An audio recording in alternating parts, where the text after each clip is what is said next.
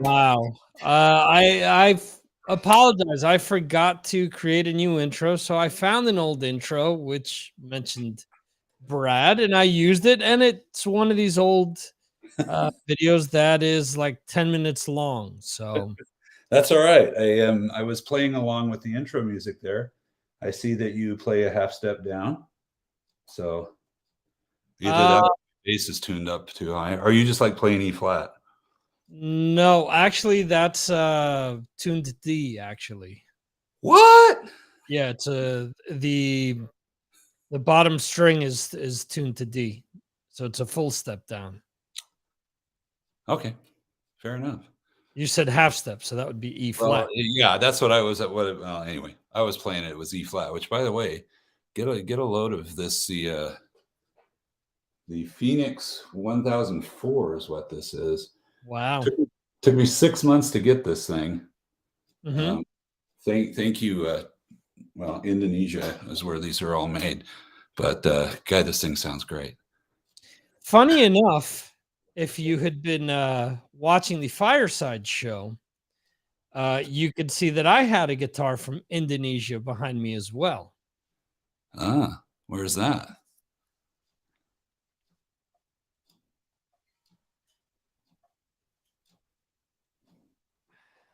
But this uh, is an Ibanez, and Oh, it okay. Yeah. has 7 strings. Well, yeah, I've only got four, but I do like the reverse headstock on this, though. That's a nice touch because the Yeah. original Phoenixes had the regular headstock, and this thing's pretty badass, man. Not gonna lie, fun stuff. Oh, looks really nice. Absolutely. Let's see. What do you think of the Gene Simmons G2 Thunderbird? Because that's kind of what I was going for. I've always Right. felt, well, I shouldn't say always, but it seemed like about 8 years ago, all the shows I was going to, all the hard rock shows, almost every bass player had a Thunderbird. Huh. And it was funny. I went and saw LA Guns. This is before, this is the Stephen Riley version, but Phil was still in the band then. Okay. And their bass player, I can't remember who he was, but I met these guys backstage and was chatting with them, and I was like, dude, let me check out your Thunderbirds. And he got a little embarrassed because they were Epiphones, and Mhm. I was like, dude, there's nothing to be embarrassed about, man. I mean, it's not like you guys are playing arenas, and it's not like Gibson is going, here, have a bass. Yeah, well, and that was when I interviewed n Nicholas Dumont from, Ugly Kings.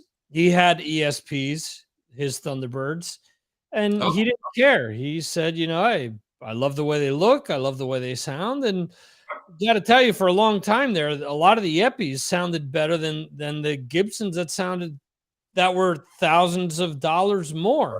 right. So, Well, no, I'm getting quite a collection of the ESP LTDs here, and I got to say, this one is built beautifully, neck through, yeah. and it's set up just fantastic. So I'm very happy with it. So there you go. We'll do one more show and tell before we go on to topics here. This one here, this is Michael Kelly, uh, Okay. which I think he's in New York, if I'm not mistaken, somewhere around there. And this thing here, this is their Pinnacle bass, and I'm going to tell you, this is probably the most just beautifully made instrument that I own. And it's not the most expensive instrument that I own. So, Hmm. yeah, this guy, I got to give a shout out to Michael Kelly. Good stuff here. So really different sound too. This is the Okay. most unique sounding bass that I own. So from that aspect, it's kind of fun to get something that's like, oh, it sounds just like all my other basses. Right. Yeah, Yeah, that's something that I've always tried to do with the guitars that I have is that they've got different pickups or there's something to them to, for me to get something that, even if it's the same model. I have 2, Um, damn it! Why the hell can't I think of his last name now? And I can picture him in my head. Damn it! Hey, you got Paul my problem. Paul Gilbert. I have Oh, two. I have two different Paul Gilbert Fireman guitars. The finish are completely different. The finishes, and the pickups are completely different. ah. So they sound completely different as well. So that's kind of what I was Are going. those like the reverse Iceman where you got the horn up here rather than having it down on the bottom, the long horn? Oh, he's going to show us good, even better.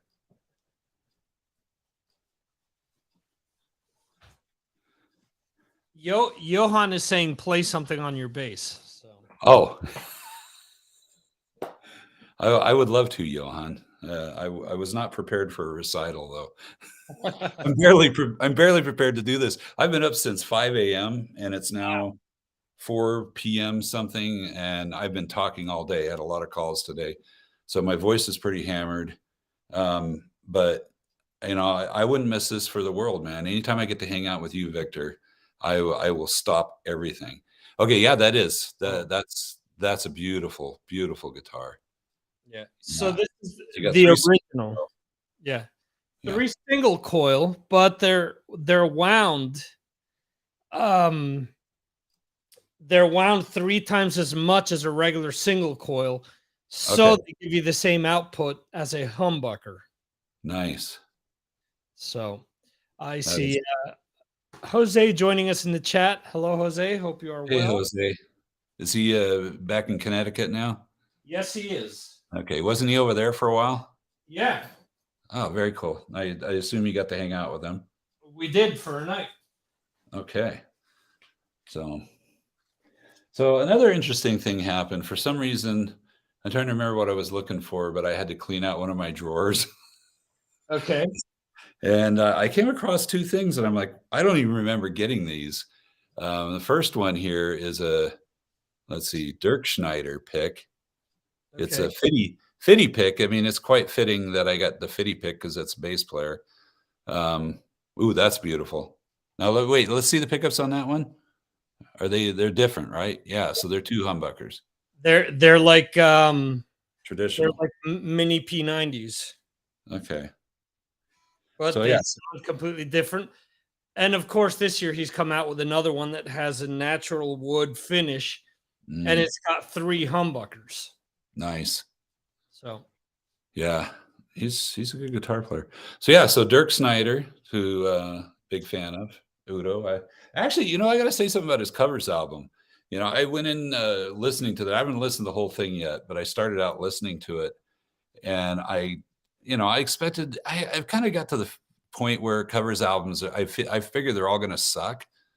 right. But I actually liked it. I mean, up until when he started playing songs that I knew really well, like Man on the Silver Mountain. I mean, it was okay, but it was just like it's not much different. Where the other songs I weren't very familiar with, and I assume they weren't big rock songs, they rocked them up really good. I thoroughly enjoyed it and good production too. You So need here, you need to listen to this week's podcast because Jeremy's patron's pick. He talks quite a bit about the album, and he actually says that he likes the Man on the Silver Mountain cover. oh yeah, yeah, yeah. All right. Well, of course I'm going to listen to it. Jeez. Okay, so and I wish Jeremy was here because this is the other coup de grace that I found, Oh wow! and it's it's the Saxon pick, Right. which it is not identified by any person. It just has the website on the back, and I don't remember how I got this one either. I don't know if somebody in the band gave it to me or what, but I'm pretty sure the Dirk Snyder one I got when I saw him in Phoenix, which I Okay. just got from, by the way. Um, Yeah, I must have. I was in the front row, and maybe he threw one or something, and I caught it. Which, hey, things happen, kids. Is That's it that's possible that the Saxon one you got after interviewing Biff? Maybe no. Biff doesn't carry a pick, but yeah, he's a it's bass player. possible. One of those guys. I did talk to. I've interviewed everybody in that band, by the way. I just haven't. The only one I haven't released. You ever done this? You ever done an interview that you haven't released yet? You're just still sitting on Yes, it for 3 years absolutely. later. I've got a bunch of them. So I did I was telling the tour manager, I said, "Guy, the only person I haven't talked to is Nibs." And they were getting ready to do sound check. And he said, "Nibs, get down here and talk to this guy." So he came down and gave me about 6 minutes. And I talk about, again, super nice guy. And he talked to me until they said, "You got to get your ass up here because we need to play a song." So Right, he's like, "Oh, gotta go." And yeah, of course he's a bass player. So why isn't he going to be a nice guy? I mean, right. gee, Well, yeah. I mean, as we all know, it's the bass players and the drummers are the two nicest people in the band typically. Lead singers, guitar players, come on, you guys got to bring it. You got to bring the love. You got to be a little bit nicer. I don't know. Ask Rex Brown why he doesn't play guitar then. Oh, he does. Didn't he play? He played guitar on his solo album that he did. Yeah, if you call it that. But yeah, okay. Right, right. Yeah, that album. I heard interviews with him when that album was coming out, and I'm like, wow, this sounds really cool. Yeah. And of course, I mean, you're not going to, as you say, you're not going to Right. come out there and say, well, my album sucks. Right. So I bought it like a dumbass. I bought it, and I'm like, there's nothing really good on here that I No, really enjoy. the I mean, lyrics are really bad and yeah, they're repetitive. that he does the singing, which I think we kind of talked about Ingve singing before. I think I would take Ingve's singing over Rex's singing. Yeah, Rex is trying to sing like Gene Simmons, and I've heard him do like a Kiss cover. And okay, he can pull it off, but of course, this is an argument that I heard years ago when American Idol started. And there was somebody who said, "Okay, that's great. You can sing a song like So and artist so, X, yeah. but you're copying them. What can you do in your style?" Ooh, And that's, it's kind of the same thing where, you have people that can emulate someone. They do a great job at covers, but when it comes to writing their own material or doing their own material, they're just not good. They're very pedestrian. yeah. I got to say, I'll say one thing in their defense if they haven't been singing for very long is that I think it's kind of tough to because I think naturally we don't like to hear our own voices Right. when it's recorded. So I think that that's a tough thing starting out when you first hear your voice. You're like, ooh, I don't know, man. And so you Right. try to, Get um, used to it. yeah, yeah, yeah. So I don't know. I feel like it's taken me, 50 years to finally develop my own singing voice. And I'm not going to say it's great, but people, anytime I do sing, I've never had anybody go, yeah, you should let the other guy sing. And Uh, it's like, yeah, I've done shows where people are like, hey, we should let Brad sing more. Like, no, I'm right. busy playing bass, man. Yeah, I don't know. I've always been told the opposite. I've always been the guy that's been told let the other person sing. So my Yeah, brother, I think it was Art that threw shade on you a week or oh so. yeah, He, he's never liked yeah, hearing because me. I was suggesting we sang Happy Birthday to somebody, and Art Yeah, was like, don't let Victor sing. yeah. Well, I've done shows and I've heard the opposite. So each their own. Yeah, there you go. Yeah, I mean, there's always going to be haters out there. So, Yeah.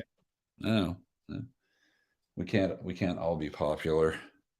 Hey, it's There you- 420 Is it? here. Yeah, so there you go, guys. For those of you who go for that kind of thing, this is your spot. Light them up. It Light is. them up. It is 12:20 here. Speaking of light them up, I played Van Halen 2 this morning. Ooh, good Um, album. yeah, I don't know. Woke up and trying to rebound after a kind of a crappy day yesterday, and I woke up today and I had the beginning of Bottoms Up in my head. Just that Eddie like playing away with his two fingers. Yep. And I was like, I got to listen to Bottoms Up because that's a song where I hear the chorus and I can't help but sing along to it, and for as much press as the first album gets, I much prefer Van Halen 2 over the first album. Um, I, there's so much off of that first album that's just been played so much. There's things that I just can't stomach listening to anymore. But the songs off of Van Halen 2, I mean, are just crazy good. And I mean, I get it. They were around when they recorded the first album, Yep. because there were songs that they had, played a lot in the clubs, but You're No Good, Dance the Night Away, Somebody Get Me a Doctor, Bottoms Up, Out of Love Again, Light Up the Sky, Dead or Mm. Alive, Oh, Women Dead in or Love, and Beautiful Girls. Yeah. yeah. I'm gonna have to agree with you on this. I think their second album is their best one. Yeah. Well, to me, I started at Bottoms Up, and I think Bottoms Up to the end, there's not a weak song in the group. Yeah, Similar. probably the weakest song is the cover, wouldn't you say? You're No Good. Yeah. Yeah, probably. Which yeah, when you look at the album cover before you even put the out drop the needle on it, it's like, first song, You're No Good. Yeah. Okay, well, let's see if that's true. Yeah. And before that album even came out, when they were recording it, I remember there was a lot of press about this, and Michael Anthony was talking about this great bass solo that was on the album. And of course, as a bass player, I'm like, ooh, it's like, yeah. So it was his kind of eruption going into You're No Good. Well, when you put the album on, all of a sudden it's like, well, they cut out the first 3 minutes of the bass solo and just faded right into the song. It was pretty funny. I said, Well, yeah, that's not very nice. you get the what sounds like the whale mating Yep. sounds. Yep. The yeah. Yeah. It's Yeah, like, yeah. what the Got like a hell chorus is and a this? flanger on there, and Yeah. which I have to say this, the first time I saw them, I don't remember him doing a bass solo that first album. Um, I do remember them wasting so much time, it was unbelievable between songs because, of course, they only had 1 album out. But, the second time when was it? Oh, it was on, after the first album with Sammy, and it was on the Monsters of Rock. Right. And he did a bass solo, and it was one of the worst things I've ever experienced from a bass. And I started believing it's not really him playing bass on the albums, it's Eddie playing bass on the albums. I started buying Right. into that. And I know you're not a big Chickenfoot fan, but I'm gonna tell you right now that his bass playing on that Chickenfoot stuff is top shelf, man. That dude can really play. Yeah, So, not a fan of I know, that at I all. know. And I'm not a big Sammy Hagar fan whatsoever. It's funny because when those Van Halen albums were coming out, I really liked them. But then as time went on, I was like, these songs just don't speak to me anymore. It's just, and I mean, I have my Van Halen playlist open here. I mean, there's a lot off of 5150 that I like, but again, that's kind of stuff they did right after 1984 with David Lee Roth in mind. There isn't a whole heck of a lot that Sammy wrote on that. Oh, You Wait 1 2, there's 3 songs on here. That was the album they were touring on when they did Monsters of Rock. Yeah. Okay. I actually liked a lot of that album. For Unlawful Carnal Knowledge, I got that the day it came out.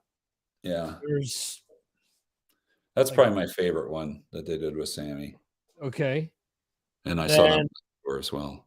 Balance, I have 1 song on here. Yeah, that's not a good album. Yeah. Um, Which one off Balance? Amsterdam?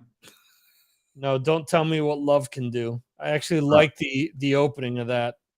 Yeah, okay. I guess that's possibly a drop D with a Mm, flanger on it. yeah. Yeah, Uh, when I saw him on the Monsters of Rock, which was a great concert, by the way, because you had, Kingdom Come, right. Metallica, who, even though I wasn't a big Metallica fan at the time, and I'd seen them before, a couple of times before, we actually found ourselves singing along with, Seek and Destroy there at the end of their set. So Oh, wow. so good on them. They were good. And then Dokken, even though they talk about how bad they were on that tour. They were really good on that show. This is in Spokane, Washington, because they didn't Right. play here. And or as Klaus, when he came on, Spokane, Spokane. And the Scorpions were off the charts good. And then Van Halen came on, and they kind of started off with an argument, and then they weren't sure what they were going to start with, and they'd kind of jumped into Summer Nights. I don't know if that's what they were opening up the rest of the tour with, but that's what they ended up opening this. Then after that, Eddie and Sammy got in a fight, talking about what they were going to play next. And Eddie was just kind of like, it's hot. I want to go back to the hotel and drink. And Sammy's like, look, we got all these people here, man. We got to play a show. And it was like the most like we could give a shit shows I've ever seen. I mean, I guess I actually should have thrown that as my worst show rather than REO's Spudwagon that I threw them under the bus last week. Right. Because I mean, Van Halen, at least those guys are good. Right. So I mean, they didn't have the excuse that REO Speedwagon had, and at least they had a singer who could sing. So, but yeah, the fact that they just it was the most phoned in show I've ever seen. It was just, yeah, I always hate it. And then when I saw them on the For Lawful, anyway, FUCK tour, they were really good. That was so. Yeah, everybody was hitting on all cylinders. So good show. Yeah. Did Van Halen inadvertently kill the Monsters of Rock in the US with them, with doing stuff like that throughout that whole tour? I know I'd heard that Dokken was hit or miss on that tour as well. I know somebody saw them in New York, and they told me that that George's guitar kept cutting out because it kept picking up like frequencies from a local airport tower and stuff like that. Yeah, it's a Spinal Tap moment. Yeah. So yeah, I mean, you listen to the Dokken guys talk about that tour. They say that they were awful because they were so stoned when they went on. They were just so wasted. And that's not, that didn't look that way to me when they were on. Don singing at the top of his, his voice was hitting on all cylinders, just hitting every note, screaming. I mean, yeah. And they were really good, really, really good. It sounded great. So I don't know, but yeah. So it was still worth going to see the doggone thing. We had a blast. So. Well, that's all that mattered. Yeah, that is all that matters. Yeah, as long as you enjoy the show, yeah, nothing else matters. Now, speaking of shows, can we just jump right into the topic I want to hit on? So next week I'm going to M3. For those of you who don't know, it's a music festival. This is its 13th year in just outside of Baltimore, Maryland. And I went, I guess 5 years ago, for the first time. And I wasn't like all excited by the bands that were on the bill. And I just thought, I'll just go. But I had 100% good time. And the venue is just fantastic. The sound is fantastic. They got the stage that spins around. So once one band's done, their stuff's already turning and the next band's coming on. So most bands get like 30, 40 minutes tops, except for the two end bands. So if you get a band that you don't like, you don't have long before you got another band coming on. You got barely enough time to go to the bathroom and come back, and there's another band coming on. And I had such a good time. I'm like, I'm coming back next year. And so I did. And then last year, it was postponed for a year for COVID. Last year, they finally got it going. It's usually the first weekend of May. But last year, they ended up having it on 4th of July weekend because things had kind of settled down then. And Shelly went with me, my wife, and she was kind of prepared not to really have a good time. And she had a great time. In fact, she's like, I want to go next year. So we are both going. We're leaving tomorrow, flying to Baltimore.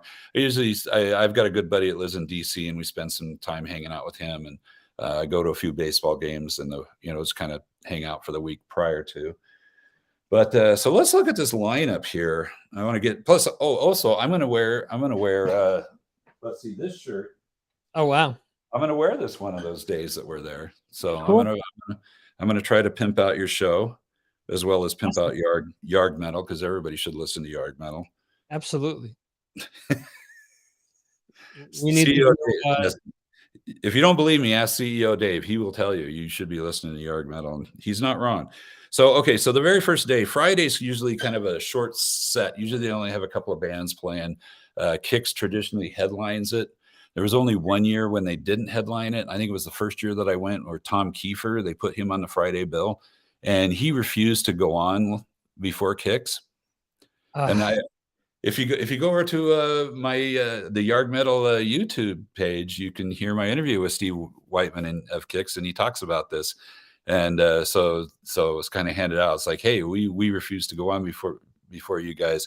And Steve says, I don't care. We'll play before you guys. And I'm going to tell you, I don't know if Metal Dan's out there listening. I know he's a big Kicks fan. First time I saw it, that was the first time I saw Kicks, and I was blown away. I mean, they were so unbelievably good. Oh my gosh. I mean, I like their songs, but I ended up loving that band after seeing them. They were town show for them too, because they're from that area. Yeah, which is, I mean, you think about it, you don't want to go on after them. Yeah. No, I'm no, as you're saying that, I'm like, that's stupid. Because no matter how good Tom Kiefer is, they're not gonna pay the same attention to him as they will with Kicks. Plus, Tom Kiefer's been doing this I want to be the Black Crowes thing for the last how many years? And all I hear is people saying, can you just play the fucking Cinderella songs the way you wrote them? As opposed to just, doing shit on the keyboards and making sure that your wife gets a verse in and making, there's all this shit that people are like, just play the fucking Cinderella songs, Yeah. So anyway, Kicks was unbelievably great. Tom Kiefer comes on, and I'm telling you right now, everybody I've talked to that has seen Cinderella, seen Tom, they just raved about how these guys are so good live, and Tom Kiefer's so good live. Right. And his band is so good, which I can't deny that his band that he has with him now, they're good players in that. But he walked on stage and he looked like they just pulled him out of the bus, and he'd been like sleeping under something. I mean, his hair was all just, had pillow lines on his face. Yeah, he was wearing like a sweatpants, like tracksuit, and a t-shirt that barely covered things that were kind of hanging out below. I mean, he looked rough, man. He looked really rough. And then he started singing, and guess what? He sounded rough. I was like, I don't know that I can sit through an hour of this, man. I really don't.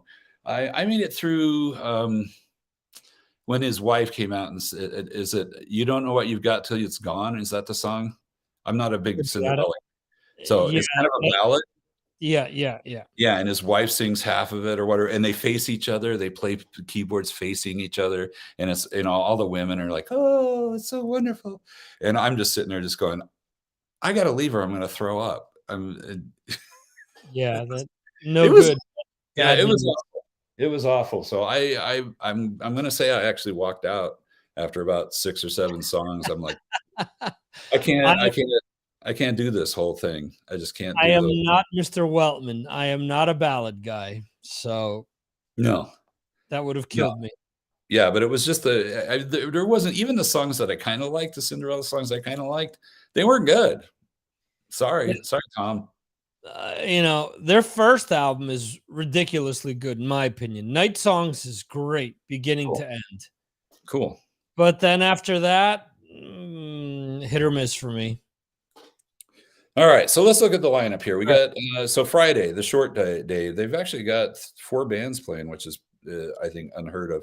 The first band is Count 77, which is what's his name, Danny Coker from Count, from building the motorcycles and all that.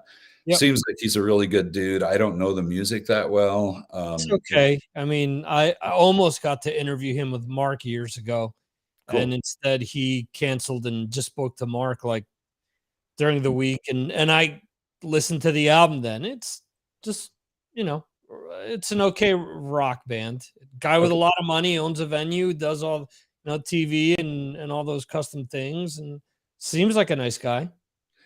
Yeah, I do have to say that it's one of my favorite clubs to go see a band in, Counts Vamped in Las Vegas. I've been to Right. see several shows there, and because everybody likes to be the beautiful people and sit at the tables, it's really easy to go right up to the front of the stage, and it's pretty badass, and the sound there is really good. The people there are very nice. So, I don't know what to expect from them. I guess I'm gonna expect pretty decent rock songs. They're probably not going to play for more than 30 minutes. I will, uh, so I will give you my feedback. Well, yeah, Okay. if you watch my Snapchat, you'll get my on point feedback. And who knows, maybe I'll be doing Fireside from there next week. Wow. Yeah, we'll see. So the next band is a guy that I've kind of been trying to get more into, and I kind of like a lot of the stuff I've heard. Lizzie Borden. What's your take on Lizzie? Okay. I got to see him a few years ago. It was supposed to be John Sykes Thin Lizzy, Hmm. and instead they canceled and Lizzie played instead, and it was okay. Not the hugest Lizzie Borden fan, but it was exciting. It was what you'd expect from a LA band, and you know, two bikini clad women came out with him and stuff, and one of them is the wife of the drummer Joey Scott. I've talked to Joey over the years here and there, so it was cool. All right. So I'm to expect a decent rock show. I think I saw him posting something online that he needed to put a band together. So I'm not quite ready to put myself out there yet, but I'm watching those things because hey, you need a bass player.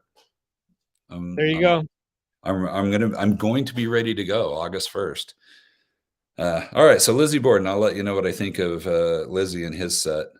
Okay. And I'm gonna try to bone up on his songs. I think his big song was "Me Against the World." Is that what it Yes. is? Yes. Yeah, Yes. I think Mark used to do that all yeah, the that's time. yeah, that's a pretty catchy song. I'll give him that. It rocks. It kinda gets a little bit long at the end. It probably cut it off a little bit sooner, but that's okay. Then next is Doro. Oh wow. You ever seen Doro? I haven't, but she invited me to have a beer with her once. Oh, tell us that story. I interviewed her. Nice. And I said, it sucks because when you're gonna be here, I'm gonna be in the States. Mm. And she goes, "Oh, you're kidding me."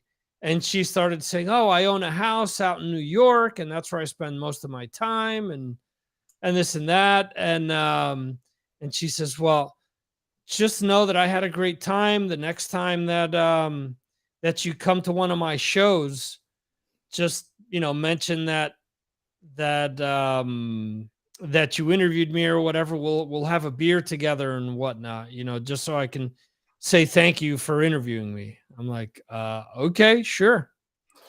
All right, I'm gonna put this to the test. I'm gonna hit her up. Okay, I'm gonna say, hey, good buddies with Victor, often on Signals from like Mars.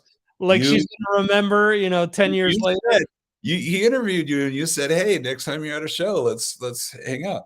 Maybe at least I can get her to do a little radio promo thing. I don't need to do an interview, but there's enough of those out there. Uh, and then after that, there's fireworks.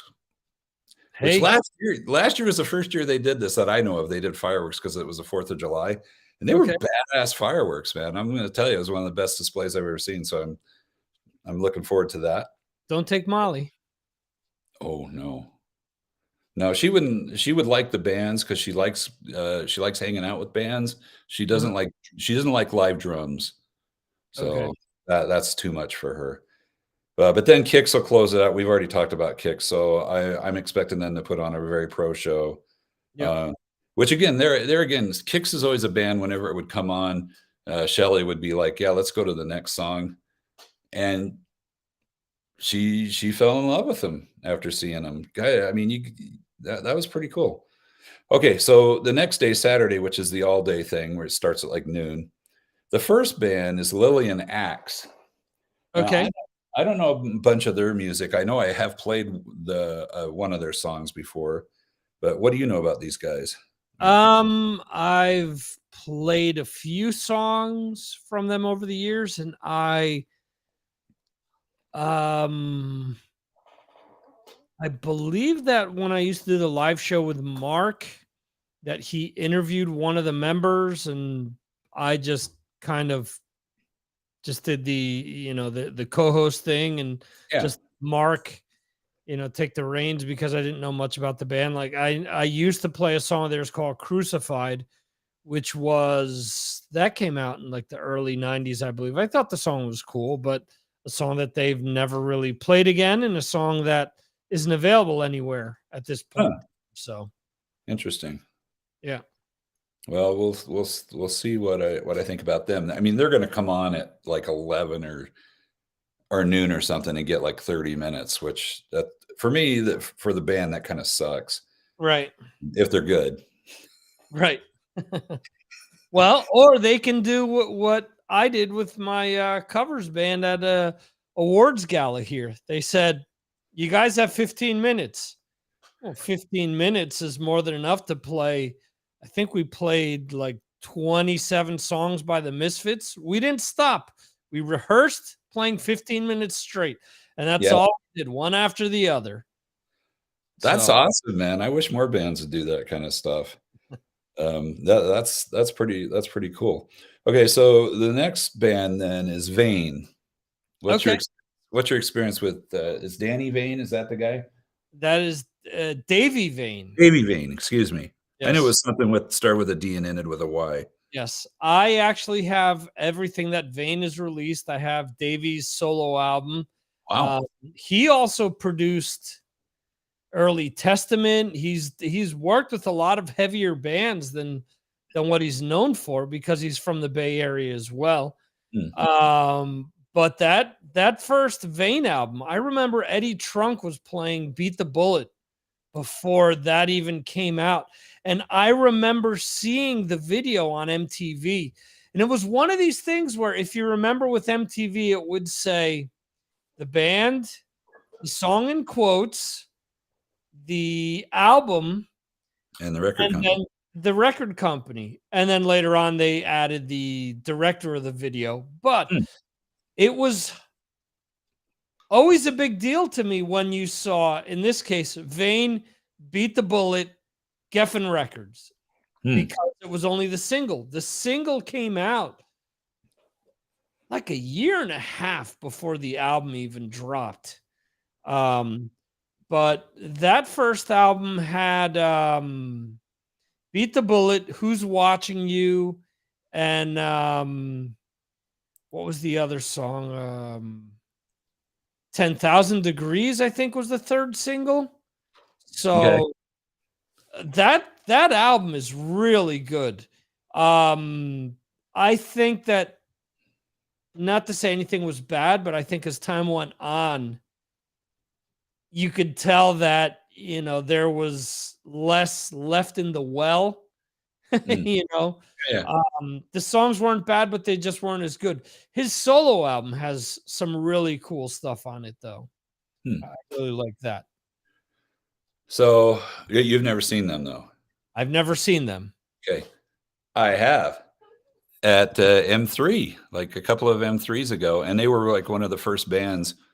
And I almost like showed up late because I'm like, do I really want to, drag my ass out of bed and Right. get down there and see this? But I did because Okay.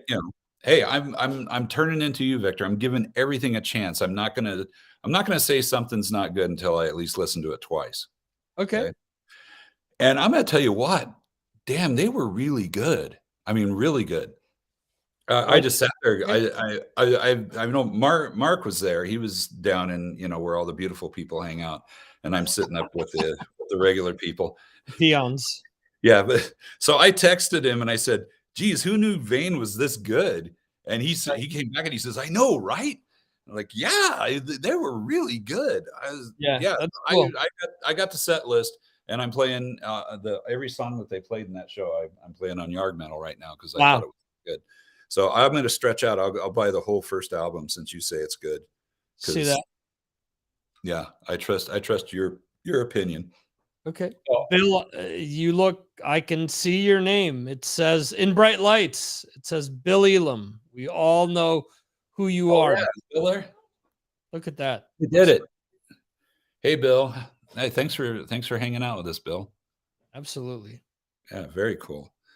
All right, so Vane, I'm looking forward to that. Now, the next band is a real puzzle to me because they've been on the bill every year at M3, Okay. and every year they don't show up.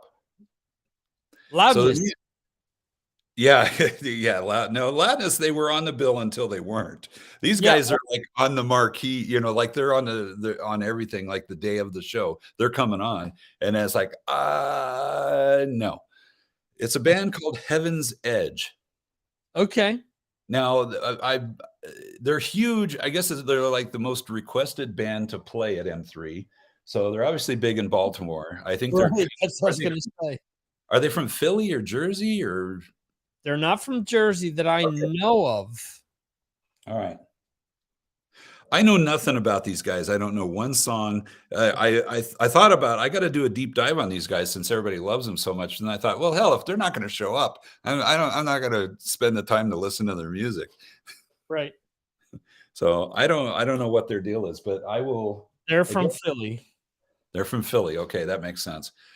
So again, if you're following me on Snapchat, you're going to find out right when everybody else finds out if these guys actually show up, or if it's one of um, Terry Luce's bands. I think I think they threw him in there. They it's usually at the last minute they get some guys in there and squeeze them in. Okay, so Heaven's Edge. I know nothing about them. Anybody else? Anybody in the chat know about these guys? No. Okay. I'll let you. I will let you know what I think of these guys if they show up. If they don't show up, I'm just going to say, well, I'm not so sure they exist. So the next act is Tony Harnell. Okay. In parentheses, it says the voice of TNT. TNT. Right. Yeah, which the dude can sing. I don't know what his set. I'm curious to see what kind of a set he does. Have you ever seen this guy live before? I have not. I know that he is friends with Chris from Decibel Geek. They speak frequently. He's had him at the Rockin' Pod Expo, I Nice. believe, more than once. I think I saw somewhere that he was going to be doing a set of TNT songs, but I could Okay. be wrong. I actually like a lot of that TNT stuff. I kind of did a little bit of a deep dive in them after I don't know. I heard something. I was like, yeah, I need to check these guys out more. Plus, they're from Norway. He's not, obviously, but that the rest of the band is, and that guitar player is kind of silly good. Are they from Norway? He's from New York. I know that. No, he is. Yeah, they got him because none of them could speak English, and they figured, how far are we going to go singing in Norwegian? I mean, we don't even. You don't even think Johan will listen to us. That's my bad Swedish accent. Isn't it Johan, close to Norwegian? yeah, can we still be friends, Johan? I think Johan may be asleep at this time. Oh, good for him. He needs his sleep.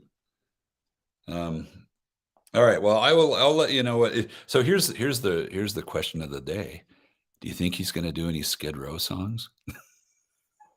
I would say no. Yeah, that kind of ended badly. I don't know what went wrong there, but that ended badly. Yeah, I don't know, and that. I mean, I kind of get the feeling that if they're going to say, okay, you have to pick one of your old singers to come back in the band, I kind of get the feeling they might pick Sebastian over him after what I've heard them say. I don't know. I don't know. That was kind of weird. I know that he can be interesting at times. I'll just Okay. leave it at that. But yeah, I don't know. That wasn't. That's weird. You know who I always thought would be a good fit for Skid Row, and I'm surprised they never went after him. Vince Neil, Machine Gun Kelly. Machine Gun Kelly. Wait, Sorry, that's going to be my weekly thing whenever I'm on here. Is machine? I'm going to have to throw out a Machine Gun Kelly reference. Okay. No, tell me. I'm curious who you think would be good in Skid Row. Wait, let me play that again. I don't think you heard it. Keep on rocking, shout the devil and That's Vince. But Oh, the person that I thought would be the perfect fit for Skid Row was Ray West from Spread Eagle. Ooh. Yeah, you're not wrong there. Because I think that vocally he could do it. He could also add like another layer of, like, his voice isn't exactly like Sebastian's. It's unique, it's distinct, but I think that it would work well with the Skid Row songs. So I always thought, I'm like, why don't these guys ever go after Ray West? See, Bill is saying I could see him fit. Yeah.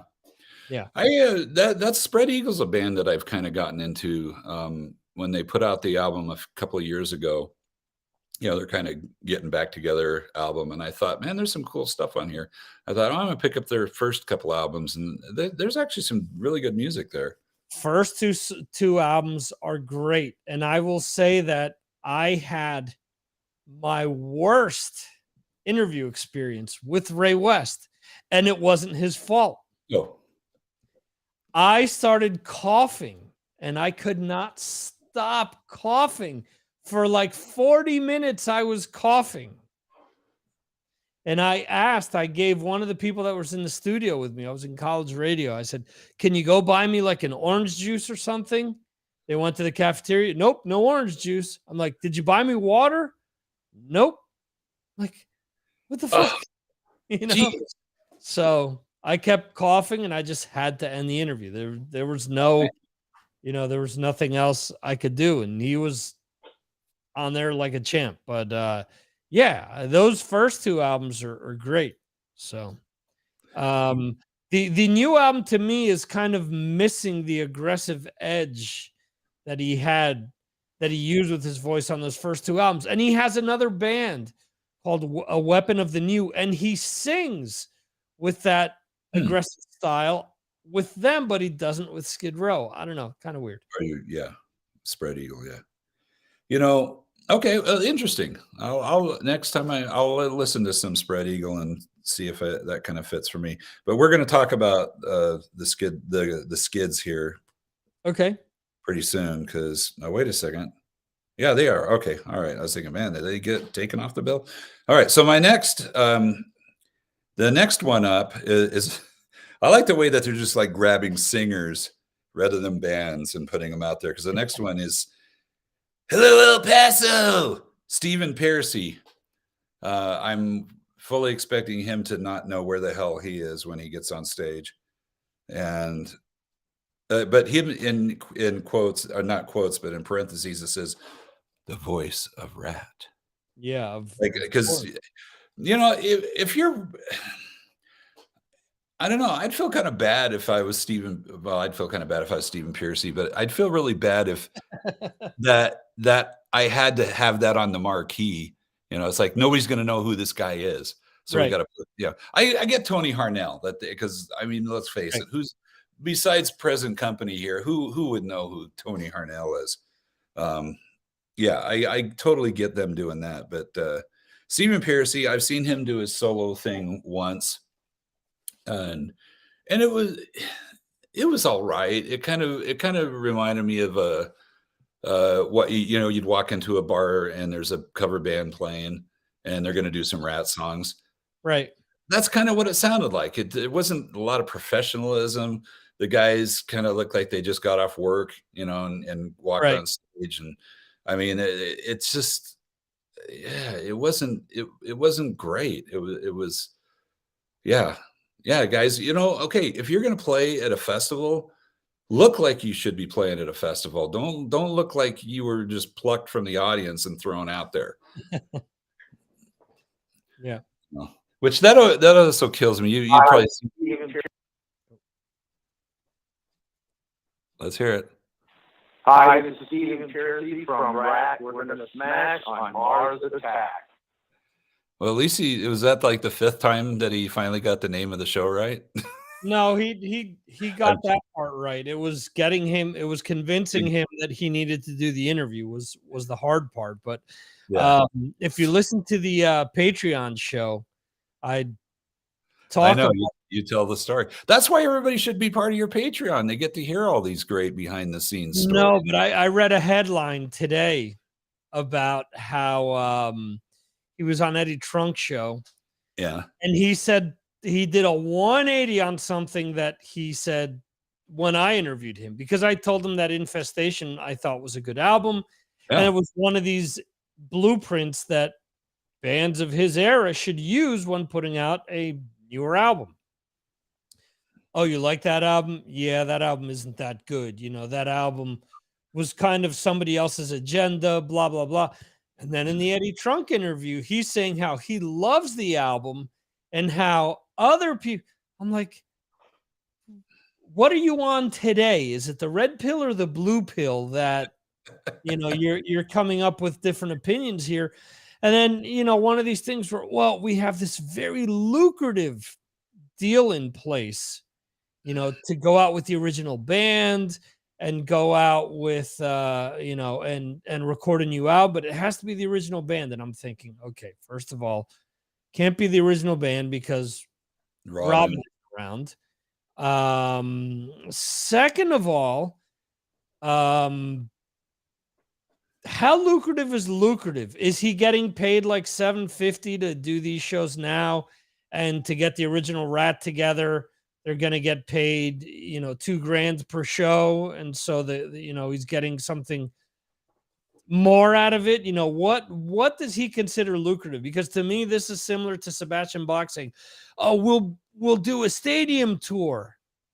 Yeah, you with like 6 other bands, you guys will be doing a stadium tour. Let's be honest, because this comes back to the whole, you know, the whole like Ace Frehley thing with him saying that, oh, if I was in Kiss, you know, we would be selling out the place. Well, Kiss is playing to like 10,000, 15,000 people, while Ace is playing to like 700 people. So I don't buy the whole Sebastian Bach and Skid Row, and all of a sudden, you know, they're headlining the Pepsi Center out there by you. So I don't see that happening. Could I see them opening for Judas Priest? Yes. Could I see them going out on a bill with Motley Crue and Rat? Yes. Could I see them opening for Guns N' Roses? Yes. Could I see them headlining the same arenas that these bands are playing? No. I mean, it's just their number one album was 30 years ago. You know, they haven't been consistent enough. Let's see. Billy Lim is saying, I can't imagine putting up with him and Blotzer for less than $5,000 a show. Well, there you go. You know, is there $5,000 a show available for, you know, for each member? You know, I don't know. And that family is so fragmented that who knows. But anyway, let's keep the ball rolling there, Brad. Right. What's next? Stephen Piercy, I'm not expecting much there. That might be the time when I decide that my breakfast is decided it needs to depart. Okay. Try not to be graphic here. Okay, so the next band is Blue Oyster Cult. A band you don't like at all. I think if you had a choice between seeing them, REO Speedwagon, 38 Not So Special, I don't know. That would be a hard decision for you, wouldn't it? It would be very difficult. You're right. Yeah. I got to be honest, though. I mean, I've Blue Oyster Cult. They come through here. They play at the border town in Nevada.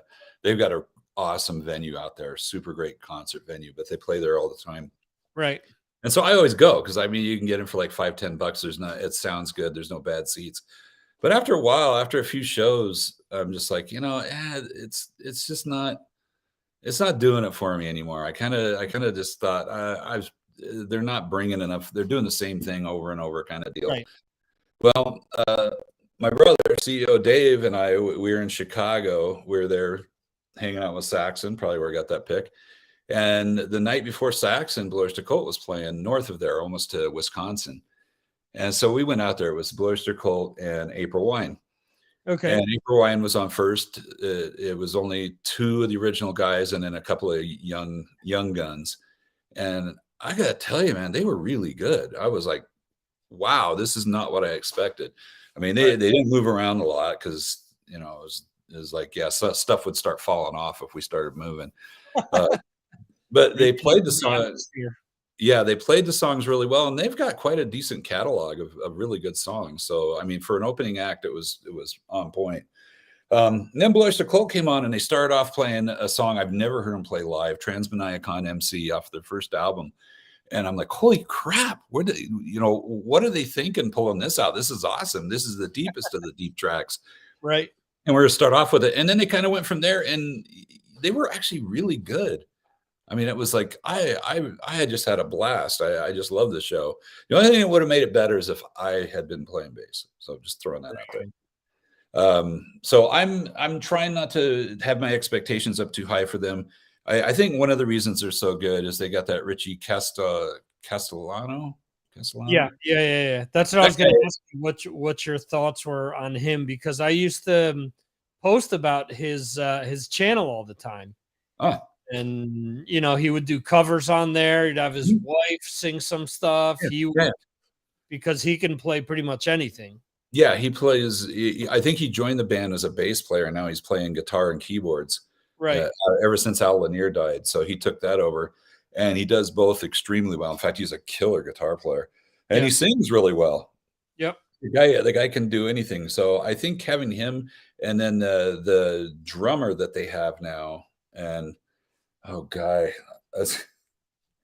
why can I think of his name? His last name starts with an R, but he's really good too. So you've got two younger guys who can really play their asses off, and they bring it. You know, they don't just look like they're there for the money. They're like pushing it. And you got Eric Bloom, who I think just turned 75, who can barely sing anymore, but I think they pace it enough to where he sings just a few songs. Buck still plays and sings really, really well. Right. And then the bass player, which should be me, is just kind of like, Danny Miranda. He kind of looks like Uncle Fester a little bit. But he's a good bass player, but he kind of really doesn't care either. He doesn't play the lines quite right, which I would do. Just throwing that out there, guys. I would play the songs the way they should be played. And yeah, he's a good bass player. What can I say? But he's not much of a singer. I can sing. Okay, I can sing backup. Just throwing that out there. So yeah, I'm excited to see Blue Oyster Cult. It was funny because we were in the car and a Lizzie Borden version of "Burning for You" came on. I didn't know he'd covered that, and Shelly was like, "I'd prefer to hear Blue." And I said, "This guy's going to be an M3," and she goes, "Well, I prefer Blue Oyster Cult." And I said, "Well, guess what? They're going to be there too." She's like, "Oh, bitchin'." I think that's exactly word for word what she said. Okay, so Blue Oyster Cult. Have you ever seen Blue Oyster Cult live? I have not. Okay, well, we can still be friends. Those guys, I mean, you got to hand it to them. They will play until they die. They will. I admire that so much. It's like, and not suck. You know what I mean? Although I got to say, the about 6-7 years ago when I saw him, it was pretty tired. It was kind of like they needed some Geritol, and that's when I said I'm going to stop going to see him. But I'm back in now. Okay, the next band is Extreme. Okay. What's your take on Extreme? They are a band that initially I liked them because no one knew who they were and they were doing something a little different. Then Porno Graffiti came out and everyone knew who they were. And then they annoyed the ever-living shit out of me. Then I really liked 3 Sides to Every Story. That's a great album. Yeah, I like Waiting for the Punchline. That had some good stuff on it. You know, yeah. And then the last album that they put out wasn't bad either. The Sorties of Rock, or what was the name of that album? Soldados de Rock or something like that. I don't know. Which, Something. by the way, has one of my favorite Extreme songs, and it's "If I Knew Back Then What I Know Right Now, You Know Right. I'd Be King of the Ladies." There Great you video for that. Yeah, go. The that's kid with the hot tub. Yeah. how true is that, Victor? I mean, if we knew what we know now when we were 15 years old, we'd be king of the ladies, right? Probably still make all the same mistakes. Yeah, you're probably right. You're probably right, man. But I love that song. Anyway, so I did see them at M3 a few years ago, Okay. and I got to say, I'm kind of a casual fan. I mean, and I know a lot of the songs. I think Three Sides was the only album I'd owned at that point, and I do Mhm. like that album a lot. And they were doing the whole Porno Graffiti album Right. for that thing, and then they threw in a bunch of other songs too.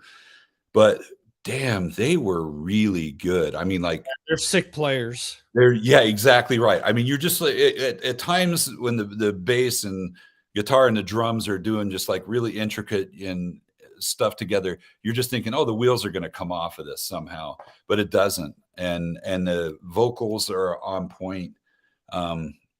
Yeah, I was beyond impressed with them live. But here's the other best part is Nuno. He didn't want to stop playing. So he wanted to talk to the audience for a while, then he wanted to play some guitar for a while, and then before they did their last song. And so they started rotating the stage. Okay. It was great. And he's like, no, no. And he started dropping F-bombs and like, yeah, you know, I'm gonna, yeah, they didn't cut the sound. They finished one song, but they were not facing the audience when they finished. It was pretty hilarious. Oh wow. But I can't remember who was coming on after them, but I was like, man, Nuno. All I can say is if they do that this time, Mhm. because guess who's good? They're the co-headliner. So guess who is the last band to play that night? Skid Row. No, Tom Kiefer, because he's not going to warm up for Extreme. Oh boy. Yeah, So I'd much if, rather see Extreme than Tom Kiefer. yeah, if Nuno wants to play for an extra 30 minutes or so and eat into Tom Kiefer's time, I'm down with that 100%. So yeah, so Shelley. Nuno has more money than all of them. I mean, Mhm. he's played with Rihanna for years. He's done other stuff, soundtrack stuff. I mean, Nuno has done well for himself. Yeah. And Extreme has an album they've been sitting on now for like 3 years. I mean, they were going to put Yeah. it out when COVID hit. And I've heard, again, not just the band, but people that have actually heard it, that it's like really, really good. Like these guys are super bringing it. So I was like, maybe they'll put it out before M3, but I doubt that now, obviously. But like, hey, get it out, guys. Come on, put it out. Yeah.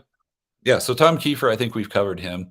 I told Shelley she had to listen to at least one of their songs before we left, because again, we gotta do, you know, Victor Ruiz rules. You got to listen to 2 songs. Then we have to listen to at least 2 songs before we decide that it sucks. All right. So Sunday, the third day. Sunday. Good. Yes. Shows start at.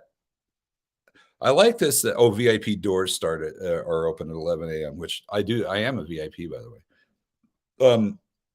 So bands probably start at noon or 12. It's 12:25. Okay. So first band is Burning Witches. You interviewed somebody from this band. I guess they're not in the band anymore. Is that right? Yeah, and after she left the band, I kind of lost interest in the band. Because I think the album Dance with the Devil, which is where she plays on Sonia Yep. Anubis, is really good because she brings like a different element to the playing. They got rid of her, and the guitarist that took over for her is good, but her playing is a lot like how could I put this? Her playing, she finds a lot of open spaces and a lot of different things to fill with melodies. And apparently the band didn't like that. It's one of the reasons why she left, and they also wouldn't let her write parts. So Wow. she actually just left another band called Crypta because she's focusing on her band called Cobra Spell, Yeah. which is also like an 80s throwback band. But anyway, Cool. go ahead. Well, I'm looking forward to seeing them. I told Shelly, I said, "Yeah, we got to get out of bed, and because I want to see these girls play." So I'm actually excited to hear them. The next band is Leatherwolf. Now, here's the funny thing. Okay, there's like 3 bands from the '80s that I continually get mixed up. One of them's Lizzie Borden. They're all L bands. One of them's the Lillian Axe, and the other is Leatherwolf. Wolf. That's And funny. I'm like, I can't tell them apart. And maybe and it's funny they're all on the bill, but not on the same day. Thank goodness. So I think I'll forever now have these bands sorted out in my head after seeing Leatherwolf. What do you know about these guys? I know the name. I know I've heard songs before by them, and little else. Okay. All right. Well, I will. Yeah. Follow me on Snapchat. Get a full report and some video. There you go. Okay. Choir Boys. Choir Boys. Oh my gosh, how'd they get on this bill? But How'd they okay, get in the country? so the band without Spike or the band with Spike? Because now they kicked him out. So Right. he says that he owns the name. Yeah, I don't know. I'm gonna have to do a little deep dive on this. Who's the singer? Is it Spike or is it somebody else? Yeah. So I don't know what to expect other than it's probably going to be good old, pub rock, British Right. rock, and it should be fun. Absolutely. Yeah, so I'll let you know what I think about them. I think they got some juice from Peacemaker, right? They got some big juice from that show. Don't you remember Yeah, this one episode where he's like, "I want this," you got the choir, London Choir Boys, yeah, and yeah. played the first cut off it, and then later they play, it's Saturday night or whatever the song is. They played 2 songs off it. It was heavily featured the first Yes, 2 episodes. yeah. So, which props to that show for pimping out the music that a lot of the music that we like anyway. Yeah. I think it's pretty ballsy for them to have Wigwam be the theme song. Absolutely. That what kind of a huge injection was that for them? God, no kidding. Yeah, I'm surprised they're not on this bill. Yep. Me All too. right, so Choir Boys, we'll get them. Oh, I'm expecting them to come out and be a kind of a 30 minutes of a party. Jeremy was there. He would probably be, we'd put our arms around each other and sing along. It'd be great. And then XYZ's on, and I don't know what your feeling is about them. I remember back in the day liking a song or 2. I mean, but they were kind of, by the time they came out, the third or fourth wave of that kind of music, and they needed to have the big ballad, and they needed to have certain prerequisites, and I think by the time I saw them, I was kind of done with a lot of those bands. Well, I'm going to tell you right now, I think they're great. I've seen them at M3, and I saw them here locally about 3 or 4 years ago. And their new guitar player that they have, and guy, I feel bad. His name's Tony. Italian guy. Yeah, but he's the real deal. Okay. I stood right in front of him at the club I saw him at here, and his playing. I thought if I was starting a band right now, I would pick this guy to play with me. Number 1 draft pick. Yeah, he was that good. He was just effortless, and his tone was off the charts. His riffing was just, I mean, yeah, he was everything. And the other thing I liked about him was he was having fun during the whole show. He's smiling. He's having a blast, man. I'm like, I was all in on that, and then saw him at M3 after that show, and again they were good, but they didn't get to play very long. And Terry Luce, that guy can sing. He can still really, really sing. So I'm excited to see them. I've saw them back in the back in the first when they put out their first album, they played a club here, and I saw them then, and they were really good. Saw them the second album they played here, and I don't think it was the original drummer; it was somebody else in there. And kind of like your experience with MSG, this guy wasn't playing the stuff right, and he kind of sabotaged the songs. It's Yeah, like, yeah. you know, a drummer. I'm just gonna say, drummer's the most important man in the band or person in the band. Absolutely is. Because if they suck, the rest of the band can't make up for that. But yeah, Right. they can take an average band and make them sound really good too. Right. Yeah. Okay. Agree. So after XYZ, it's a real treat. I'm gonna get to hear Yngwie J. Malmsteen, which that's one of my favorite Spinal Tap moments when they're holding up his record and he Right. says, "Well, it's a good thing they put the J in there to make sure that we don't confuse him with all the other Yngwie Malmsteens." That was brilliant comedy right there. So we already hit him on Fireside. If you want to hear us talk about Yngwie, we did ad nauseum there, and so we're going to skip over him, and I'll tell you what I think after I see him. Okay, next after Yngwie, and Yngwie is going to just be he's going to be shooting sparks out of his ass when he finds out that he's playing before Stryper. Oh boy. Yeah, don't you think? I mean, it's like here I'm the almighty Yngwie Malmsteen, and I'm warming up for Stryper. I'm not dissing Stryper here, okay? I'm just dissing Yngwie. Yeah, I think Yngwie's probably getting his cut, and he doesn't care about anything else because in his mind, he's number one. Well, I think that's a good way to look at life. And I will tell you, there are more Yngwie songs than Stryper songs that I like. Yeah. So what's your take on Stryper? You ever seen him? No. Do you want to talk about their singer? Michael Sweet probably seems to be the nicest guy. I would agree with you. Very nice. Yeah. And with this new iconic project that they released, I saw that he was going to be singing there with his patch. With the eye patch. Yeah, and I'm thinking, oh God, how can he screw this up? And then I hear the mix. I'm like, wow, they have him mixed really low with his voice. I like this. Yes. So yeah, he's really good harmony. I can't imagine him singing Boston. I can't imagine how that would sound good. oh my goodness. Yeah, The stuff that he did with Tracy Guns. Oh, that's awful. The Sun Bomb? I tried and tried and tried, and I really like Tracy's playing. I'm a huge Tracy Guns fan, but his voice just kills it for me. I just can't take it.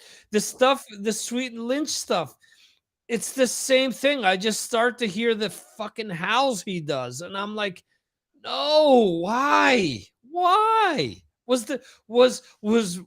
Was Ronnie Romero not available? I mean, what's the story here?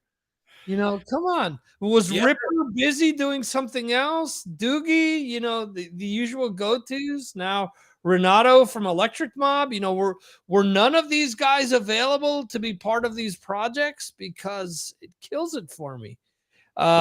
I see Bill's asking about the eye patch. I'm guessing as a Poison person, I'm guessing there was some kind of some bad incident with some bleach, maybe, or maybe he was trying to join the Mile High Club and forgot the duck. I don't know. I read somewhere that he recently had eye surgery. Okay, and it's funny because I'm watching the video and I'm seeing who's the other guitarist in the band? Joel Hoekstra. Joel Hoekstra's wearing sunglasses the entire video. And I'm thinking the wrong guy's wearing sunglasses. Does Michael could he not have borrowed KK's sunglasses from the Turbo tour after he got the headstock in his eye and had a black eye for most of the tour? Yeah. That's a great question. Maybe he thought the eye patch was a good look. We're meaner now. We're now Stryper. Okay, so I'm gonna have to say something nice about Michael here, though. Besides him being a nice guy, I really like his guitar tone. I think I think His guitar playing is great. no, but his tone, man. I mean, Not so his much. funky, and it sounds really good. But here's my problem with Striper. Okay, is the lyrics are just too much. Okay, and I mean, I love God, I love Jesus, and I know damn well that Jesus ain't on board with what Striper's doing. Okay, I'm sorry. He's like, I don't want the metal guys singing about me unless it's like really cool. Like when Black Sabbath does After Forever, he's like, Right. I'm down with that. I'm down with the, speaking the truth kind of thing, not let's be all Jesus bandwagony. Yeah. Yeah, I have a hard time with that. Just it's too gimmicky, man. The old songs. I think of their last couple albums have actually I've enjoyed them a little bit because their lyrics are not over the top. Well, they don't write the lyrics. That's why they have someone from. Oh, God writes them. Well, I think it's the Alex Del Vecchio or whatever his name is. Oh, That's really?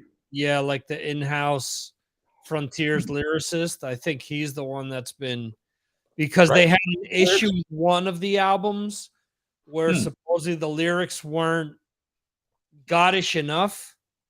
So they said, "Oh, well, you guys aren't delivering, what we wanted." And I believe, if I remember the story correctly, he helped write the following few albums.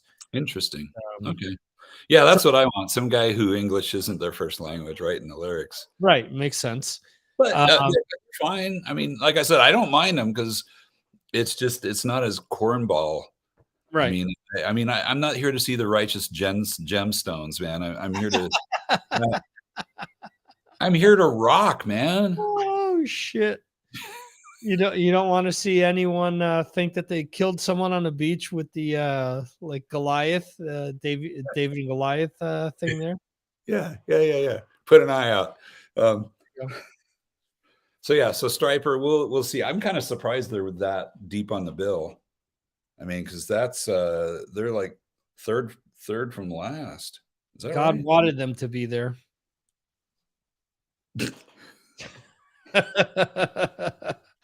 Let's see. So Billy Lim is saying, Is he the guy? What's the guy's name who puts on this thing? Why can't I think of his name? I should know this.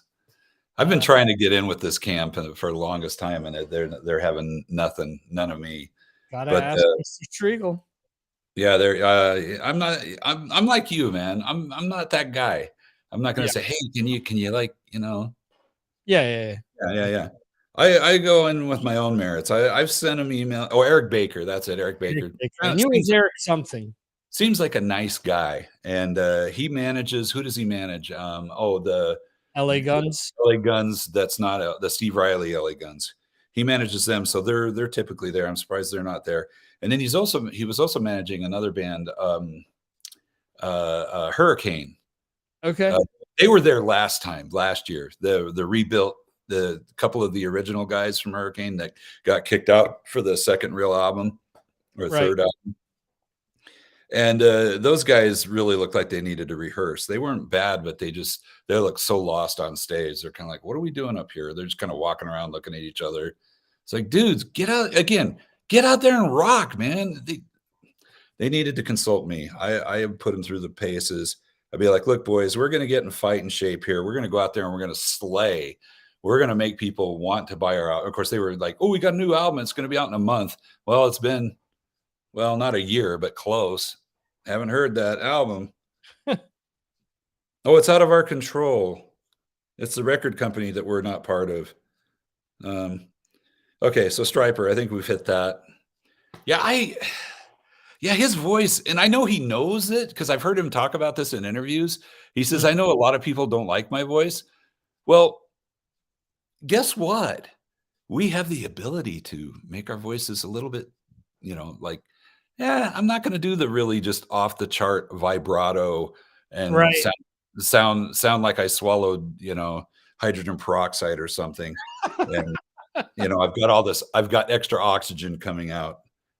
Uh, So Bill Elam here is saying, so you're saying he should have waited for the bleach to dry.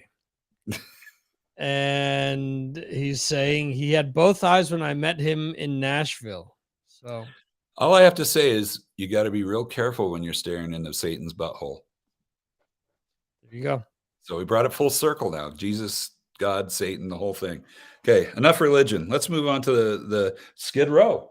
Okay, we were going to talk about Skid Row. I'm going to tell you what I saw Skid Row years ago with the VP, ZP, whatever his name was, 3. Yeah. Mhm. They're just all right. They were kind of just I mean, they weren't bad. They just weren't great. And then Okay. I saw them a couple of weeks ago warming up for Scorpions in Las Vegas, and oh my gosh, they were incredible. I mean, I'm Okay. talking incredible. Yes. Yeah, off the charts, really, really good. I enjoyed every bit of that. Even the songs I really, well, I don't really care for a lot of those songs. I was like, man, I'm all of a sudden now I'm a Skid Row fan, and it was mostly because of Eric's singing. Mhm. That guy effortlessly. Oh my gosh! I mean, he's not. Talk about we go from one guy who probably could use some singing lessons to this Right. guy who just he's very easy to listen to. He's Mhm. not annoying. He's and he's from Sweden. But I mean, this guy, he sang those songs like, he didn't sing them like a replacement singer. He Right. owned them. He looked the part, man. He was out there on stage like I am the band. I'm with the rest of the band. You know what I mean? It was like the whole thing Yeah, was yeah. yeah, the whole guy, everybody on stage was like working together. Whereas with ZP, it was kind of like they're playing their songs, and this guy, they just wheeled him out here to sing them. And Right. I mean, he I could always sing. thought that was a weird mix, though, Yeah, because it was a weird mix. Yeah, no, it wasn't great. So I think what they've got now, and we'll see if they don't kick him out after the album comes out. If he doesn't do something to piss off somebody, I don't know that those guys are that hard to get along with, but we'll find out. Maybe it's the singers that are hard to get along with. That's usually the case, isn't it? yeah. LSD. We'll So, see. but Eric seems like a genuinely good guy. He really worked the crowd unbelievably well. He jumped down in the crowd a few times and was singing with people. He grabbed people's phones and shot video with them, and did sell. I mean, the guy was just working it hard. I'm like, that's the guy you want fronting your band, the guy who gets everybody on their side. Right, It's like, we like this guy. And not only that, the guy can really sing. right. So I'm expecting them to put on a good show, and they're second to the headliner, which last time I saw them, they were way down the bill at M3. Wow. Yeah, they were not. They were like one of the maybe third or fourth band. So they're next to last, and I'm not gonna say least is Tesla. Have you seen Tesla? I have seen Tesla. Okay, what's your thoughts there? A band that I have, for the most part, always enjoyed, although the last few albums have left me kind of cold. Yeah, I will say that I've seen them with David Rude, not with Tommy in the band. David seems really out of place when I saw him. oh, interesting. He was.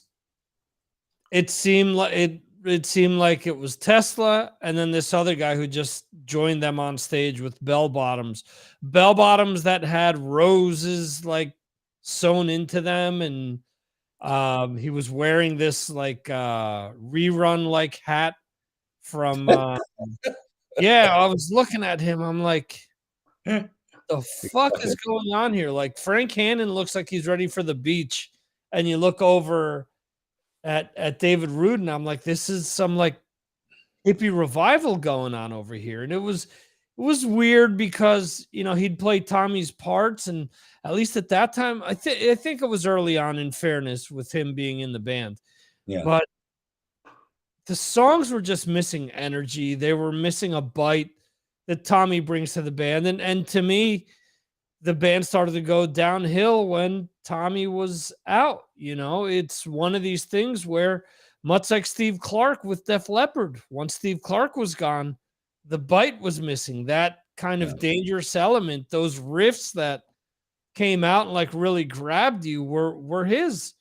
And once he was gone, okay, so there's a few things here and there. Forevermore has some okay stuff on it. There's like one or two really good songs, Mhm. and the rest is just kind of okay. The rest though, after that, Simplicity, I thought was a terrible album. Shock, I know Mike Jones really likes the album. I've never been able to Our Mike Jones, by the way. really get into it. Yeah. Yeah, I've seen them a lot of times now, and they're a band that I really like, especially the old albums. I really, Right. really like them a lot.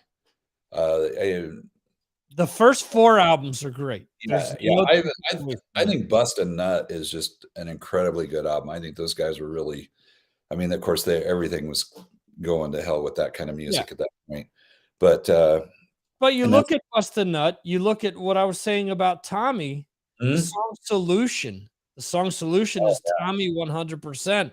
It yeah, has yep, that big riff to suck you in at the beginning of the song, and then just the transition into the chorus and out, and you could tell, I mean, the he was a heavy hitter playing, and he still is. I mean, the stuff that I heard from a Resistant Bite was cool, but have they released anything from that? yeah, they released, And I think they released a full length, if I'm not mistaken. yeah, did they actually show up and play at Rock and Pod last year like Yes, they were yeah, supposed to? Okay, yeah, cool. I really wanted to see them. I'm pulling for him. yeah, me too. I'd like to see them, do something. So, but yeah, my experience with them is that I get bored after a while Right, live. They don't bring like an element of like excitement when they play. They're just kind of right. like they're They're good. they're they're good, they're proficient, but like I said, there's just something missing there to make you it really grab you, and they've got songs that They've could got great typically songs. do that. But Yeah. then, once they roll out and do this song isn't even in my fucking list. I can't stand it. Love Song is the name of it. I Oh, yeah. remember. Yeah, Oh, that's awful. oh my god. I remember trying out for a covers band years ago. And I said, "Well, I'm not really a ballads guy, and the singer's like, "Well, we got to play Love Song by Tesla." I'm like, That's who. okay, whatever." And oh my god, it was so crazy. Dude had one wig to go to work and one wig to pretend to be a rock star. So Oh, that's funny. I wear the same wig. Both. Well, this is exactly the wig I was wearing as I was working today. yeah. So, Well, me so too. yeah. Um, Um, yeah, I think that song is. But in all fairness, though, I'm going to tell you what. Right now, when they do play it, people mhm. are going to drop their pants, Oh, man. They're yeah, yeah, yeah. That song and Signs, I can't stand either oh, one oh, of oh, them. oh, God, I've yeah, heard them so many fucking times. And to think, a band that has Coming at You Live, oh, Rock Me to the this is not Top, easy to Modern go. Day Cowboy, Oh, Little Susie, Hang that Tough, Lady Luck, you know, That on first album is like what I mean, it's solid from start to finish. There's not a bad thing on that first to me, album. the second one outside Second of one Love Song is the same thing. yeah, it's just I think for me, the production's a little too polished. It's not Okay. a rough to Right. it. It's a little too yeah, but I It's think the songs on there possible are great except for Love Song. it's possible that Davy Vane had something to do with that first album, Yeah, there you go. with the production, so Yeah. Yeah, that first album's so God, the first time I heard it, I was, the studio we were recording at, I'd always steal music from there because the guy who owned the studio, he had all this stuff, and I think the first album had just come out, and he had it on cassette. And he goes, "Yeah, I haven't listened to this yet." And I said, "Well, let me take it." And I threw it in my car, and it stayed in there. I mean, that first album stayed in my car till the next time we went and recorded. I didn't take it out. And I'm like, "Dude, this is a really good album." Yeah, you really Modern Day Cowboy off of that is another oh, one, like oh, the Vane song that I mentioned before, where MTV mhm, was playing it yep, months before Mechanical Resonance even came out, and it said Tesla, Modern Day Cowboy, and mhm, then Geffen Records, and that was it. Yep. And I remember I was waiting. I'm like, when the hell is this album going to come out? I want to hear it. This song is so good. And I remember this was on MTV had they had like a thing where you had to call in and vote whether a song would stay or whether you would get rid of it, you know. And this overwhelmingly people voted to keep the song on MTV. So Yeah. it's a great Yeah. song. Yeah. Great album. So here's the other problem. My Shelly, she cannot stand Jeff Keith's voice. She says, I can only tolerate like one song in a row by them. And I don't know. I don't have a problem with them. I mean, at times it gets a little too raspy, Right. like you smoked way too many doobies. And I mean, yeah. So we'll see how long Shelley puts up with Tesla. We'll put the over under at 5 songs. Okay. So I'll let you, you're going to go over or under that she's going to want to leave. I'm going to go under. Okay. I'm going to be optimistic and go over. So we'll see. I'll report back on that. Okay. I'll tell you what song she says that's enough and we're leaving. I've seen them and I'm not going to be like, damn it, we have to stay until they do Love Song. So you think that it's over? And she says, yep, it is over. You can sing? Come on, Art. Jeez, Art. So there's the whole M3. No real big hitters in there. I'd say they're all kind of mid-level on down. But I think it's going to be fun. I'm really excited. For the crowd, I mean, for what the festival is all about, I mean, that sounds like a good bill. The nice thing is that, okay, I've learned a trick there, is that the front row of the fixed seats, they don't sell those. They save them for the, VIPs, the people, but those people are too cool to actually go sit out there. They'd rather be backstage where all the food and drinks are. Gotcha. Or go stand with the people in the pit. Those are the real chosen ones, which they're sitting on folding chairs. Okay. So these seats, they're nice. I mean, they're comfy seats. So I've learned that I buy a seat somewhere in there and then I just go right down to the front. I get to know the usher. How you doing, man? Yeah, I'm sitting right here. Like, cool. Nobody gives me any crap. And I sit in the front row all 3 days. Hopefully. Yeah. So you're Bob Uecker. Yeah. Do not. Yeah. If you're going to M3, man, you're welcome to come sit with me, but do not take my seat away from me. Okay. Now that you know the trick. Must be in the front row. Yeah. So anyway, it's really cool. But for Shelly, who is short, she doesn't like going to shows where there's always the biggest guy in the venue sitting or standing in front of her and she can't see anything. So that's the other reason she loved it. We're sitting, you got a cover over the top. So if it's really hot, you're fine. If it's raining, you're fine. And sound is great. And you get to sit down. You can stand up when you want to stand up. You can sit down when you want to sit down. And so therefore, as an old guy, I can enjoy 10 hours of rock. Bring it. What else do you want? I don't know. I think that's pretty good. So I'm looking forward to it. I'm looking forward to having a good time. Now, are you going to be hitting up Orioles games? Or yeah, we're gonna go. We fly out tomorrow. We get in a little before midnight, and then the next day is Sunday. It's a day game in Baltimore. So we're gonna go to a game in Baltimore. The next day we're probably gonna go to a game. My buddy from DC is coming up, and we're gonna go to that's a night game Monday night. Then we're gonna really get crazy, and we're gonna probably go to Philly and go to a game there. I've never been to Philadelphia. You've never been to Filthy Delphia? No, I've never been there. I've never been to the stadium there, and so that's one to check off my list because I am trying to hit them all. Not this year, but that'd be nice. Actually, I got to see a Rangers Flyers hockey game. At that point, it was called the First Union Arena. It was called the First Union Center. I forget. Well, everyone called it the FU Arena because of the initials.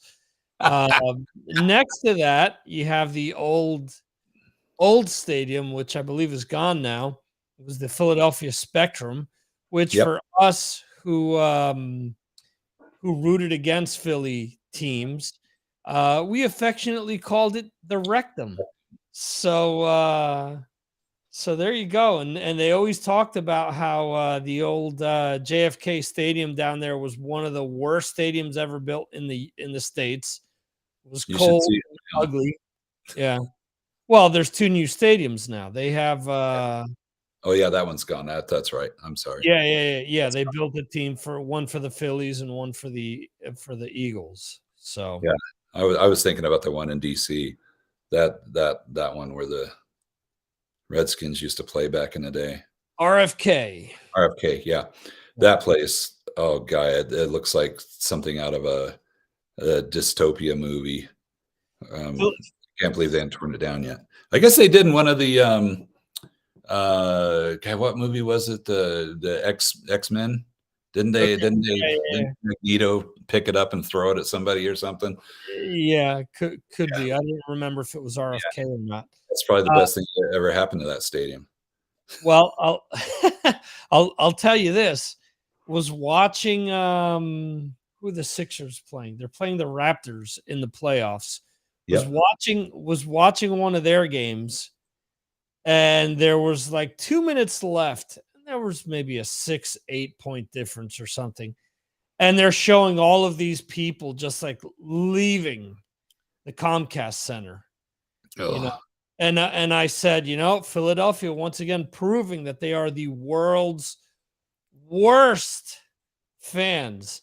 There is not a city with more bandwagon fans in wow. any other part of the world. Do you know that a Monday after an Eagles game, the hospitals are filled with people with broken ankles from all the bandwagon jumpers jumping off of the bandwagon? So when I saw all of these Sixers fans filing out of the arena, I said, well, it's good to know they haven't changed. They're just as big a bandwagon fans as they've always been. So, I'm going to throw Atlanta in there with them. okay. Yeah, and I've talked to people from Atlanta, and they go, "Well, yeah, if you knew what it was like to always have a team that would maybe get there and then suck and not do well." It's like because What are you talking about? What about the Braves? oh, I know they won the World Series last year, but yeah, during the season they're putting maybe 15, 20,000 in the stands, and then people will finally show up at maybe the first round of the playoffs. Then they maybe get to 30. And, oh, World Series! Now we're gonna all go. We're gonna all go now. I loved it in the 90s where we're the team of the decade. And that nonsense stopped Yeah. when it turned out that they only won one stupid World Series in the entire decade. And the Yankees had won, I think, 3 or 4 in the 90s. It's like, Yeah. how can you consider yourself the team of the 90s if you haven't even won the most amount of World Series? They won the division. Well, yeah, and the only city to lose 2 NHL teams, not 1, Wow. but 2. Well, I can see why. I wouldn't want to have a team there. I wouldn't want to play in front of those people. Plus the stupid God, don't get me going on that. So Bill, is Bill live in Nashville, or is he? No, I think Bill lives up in Ohio, if I'm not mistaken. Okay. All right. So he goes to Rock and Pod. Yeah. I really want to go next year. I've heard it's going to be in the spring next year. You would know that since you're running the website. That's the plan. They're doing like a retreat in in like July of this year. Yeah, and they're going to have Chris is announcing like various speakers that are going to be there, and it's going to be very podcaster centric. Right. Whereas Rock and Pod, it will still have a degree of podcaster stuff, but you've got that other element with known entities of bands, musicians. Yeah. Well, I'm planning on going next year, whenever it is, and I'll lean on you to clue me into when it's going to be. It'd be really. I understand your limitations with getting there. Yeah, But I wish I could go, but it's, one of these things where I can't just say, "Hey, I'm going to Rockin' Pod." I know you guys have been wanting to visit the States for 10 years, but I'm yeah, going to Rockin' Pod. See you guys, in 3 days. And get I, it. it's a few grand to get. No, I totally get it, and, yeah, but if Chris ever decided that it was worth the money to fly you over there, which Oh, I'm he's offered. He's offered. really? Well, what Yeah, a guy. I've Alright, turned it down okay. because especially the first year, he offered year one, definitely year two, he may have as well. And I said to him, look, as much as I'd love to go, as much as I'd love to hang out with you guys, no one's going to Rockin' Pod to see me. Spend the money on somebody who's going to ensure that you can do the expo another year. Spend it on a Michael Sweet, spend it on a Mark Slaughter, on other guests that will bring people in. Yeah, Um, as much as I'd love for there to be more attention put on me and more people listening to the show and all that stuff. I'm also cognizant of reality and what it is in this world. Maybe in another universe or another dimension, I'm the Eddie Trunk of that world. But on this world, on our world, not the yeah. case. Well, let's think about it this way, back when I first started listening to Eddie Trunk, before the first time before they kicked him off of XM. It was on XM then, I think, or was this? Yeah, Sirius. I can't remember. Anyway, they kicked him off for a while, and then he got back on. But I mean, he wasn't really anybody back then, other than he had his terrestrial show, and he was always He's- pimping that out. And yeah. and he had the thing where he'd have people call in, and he'd put them on, and every single one of them sounded like some guy that was just barely woke up from 1988, and like, oh. Yeah, what do you think about Iron Maiden? It's too bad those guys aren't doing anything. Like, what the where have you been? Yeah, Jesus yeah. Christ. But I mean, that was like everybody. I always wanted to ask Eddie. I said, Eddie, don't you wish somebody would actually call up and actually not sound, number one, like they're stoned, number two, sound like they've got more than 4 teeth, number three, sound like they actually got their GED, number Yeah. four, sounds like they know what the hell they're talking about and actually asked a question, like a real question, other than whatever happened to Yeah. Zach Wild. The guy that Right, played right. with Ozzy? What happened to him? Oh my God, that shit just drives me nuts. Oh, me Hey, too. I used to love, you know, Judas Priest back in the day, it sucked that they kind of went away after that Turbo album. Yeah, Yeah. they've released like 12 albums since, asshole. I'm a huge fan. No, What you're not. what yeah, exactly. That's You're one a dumbass. Sorry, I apologize to all the dumbasses who are listening right now. today I again on the Patreon show, I did this. On the Tuesday night trivia, I did this. Jeremy was applauding me. I'm sorry, but a lot of fans are not diehard fans. No. They are casual music listeners. They're not fans. They're Mhm. listeners. Okay. There's a difference because when somebody says, "Oh man, I love Dokken," it sucks that they broke up and they never released anything after Oh, after Back for the Attack, not only has George Lynch released 2 other albums with the band, they've released like another 4 albums of yeah, original material since yeah, then. yeah, yeah. It's one of I'm a huge fan. Mm, Whatever happened to no, he's only released 38 albums since then. yeah. It's ridiculous.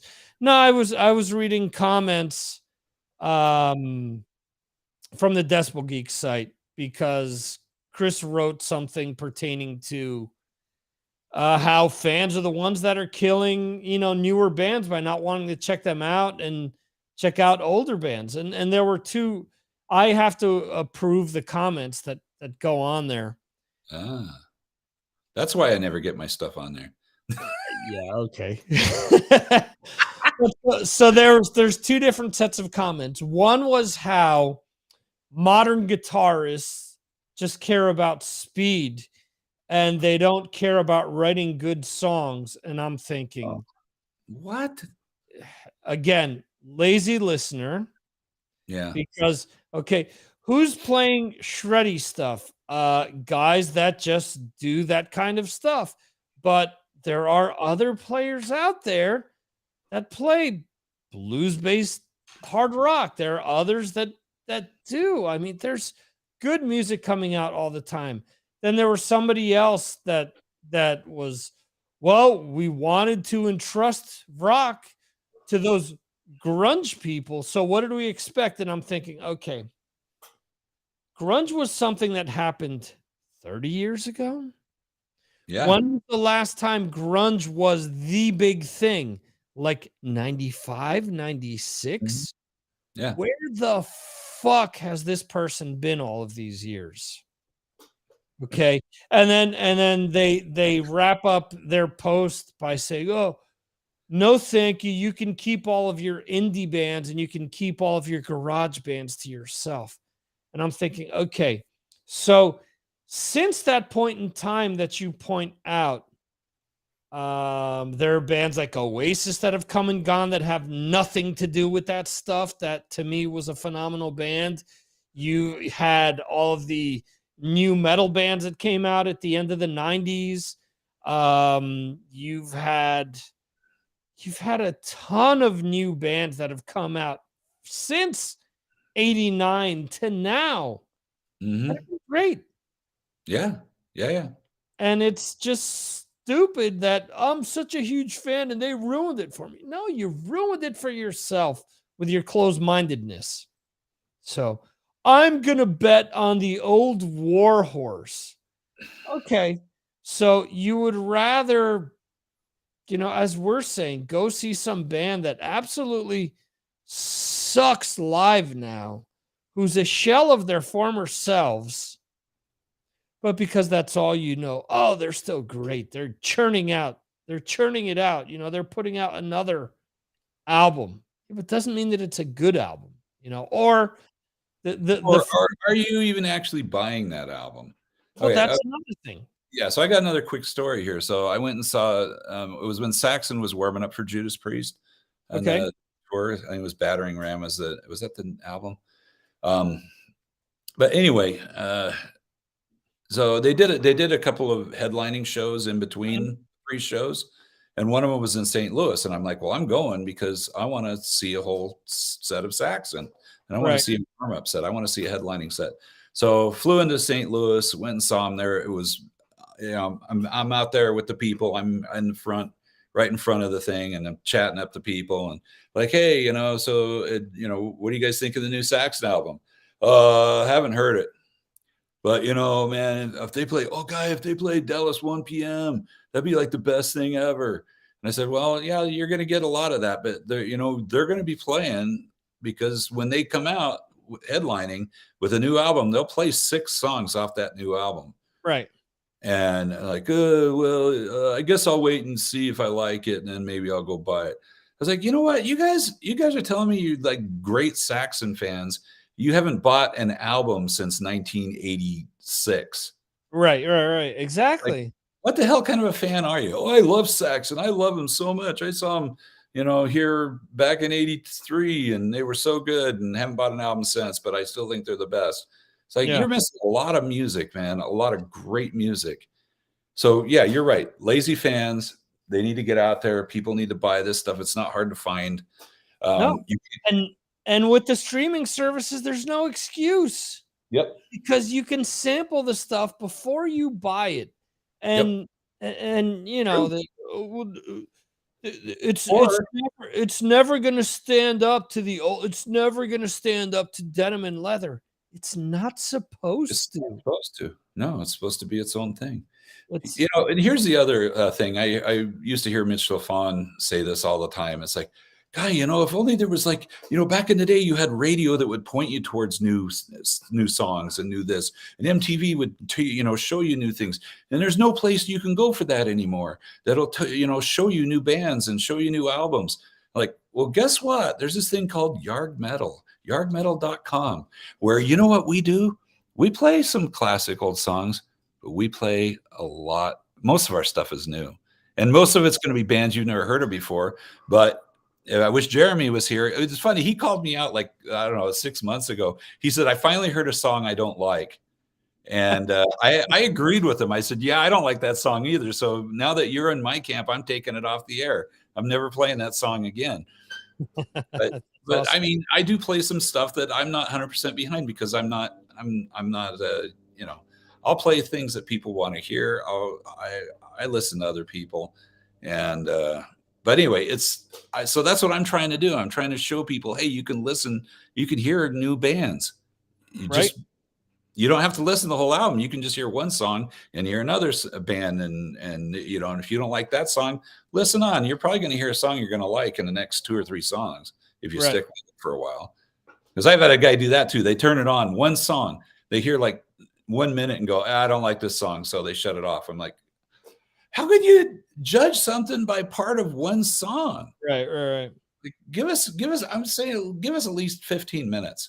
Listen for 15 minutes. If you don't like what you're hearing, go somewhere else. Go back, pull out your cassettes and go listen to them. There was a slogan for an AM station in New York, and it was, give us 15 minutes and we'll give you the world. So good slogan. I should. There you go for Yarg Metal. Give us 15 minutes. We'll give you what's up today in the metal world, or I don't know. Yeah, give us 15 minutes and we'll rock your ass off, man. That's what I'm going to tell you. Give us 15 minutes and we'll rock your world. Yeah, we're rocking the world, man. And yeah, you can hardly, if you spend like 20 minutes on the station, you're going to probably hear one band from Sweden.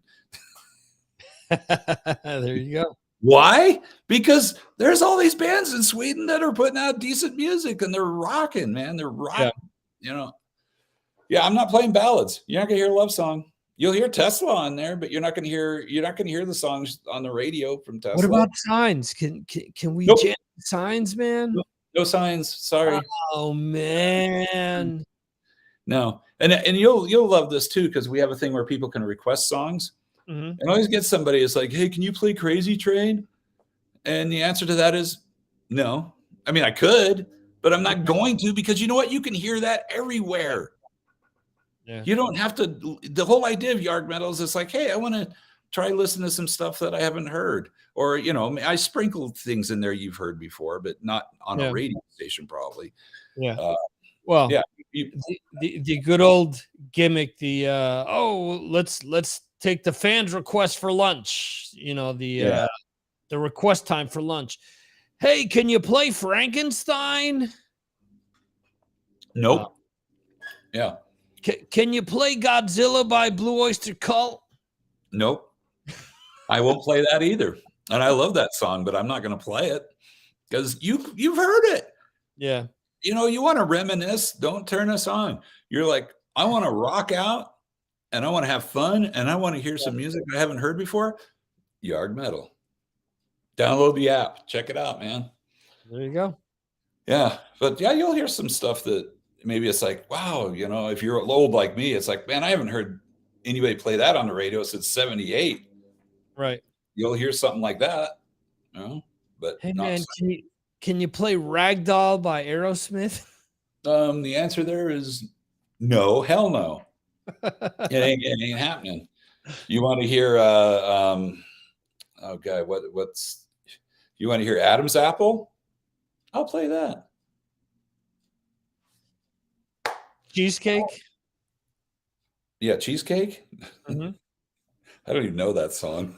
Oh, you don't? I like Cheesecake, but I don't know the song. So that's an Aerosmith song. Oh, wow. Yeah. Yeah. In any event, check out Yarg Metal.